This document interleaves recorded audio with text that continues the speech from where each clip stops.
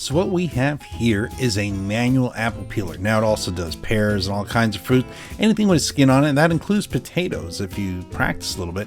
It's not hard to use. It does take a little bit of adjusting. This is one of probably the most oldest technologies there is when it comes to a mechanical piece of machinery. I mean, it peels apples like this.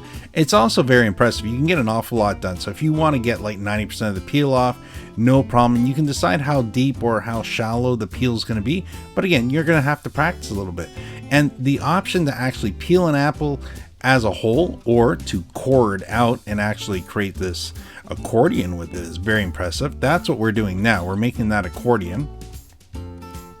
Now, when the accordion comes out, it'll be all ready to go. Watch this. It's literally doing both jobs same time. It's coring it out and it's creating the spirals and it's peeling it. That is very impressive for one tool to do at the same time.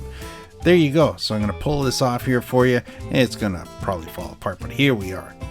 There we are. Look at that. That is very, very impressive. All that with one device at one time. And here we go. We're going to use a pear. Now, first, I'm just going to actually peel the pear. Now that we're peeling the pear, here we go.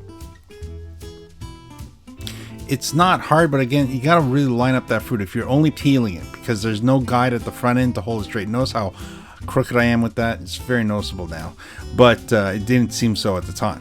Now we're going to actually take the exact same pear and put it through, because some people do peel their actual fruit and then they just want to core it out and create the spiral. You can do that as well. And here you go. This is it being spiraled out. Again, very impressive, very nice. This is really nice. You do this with care and attention.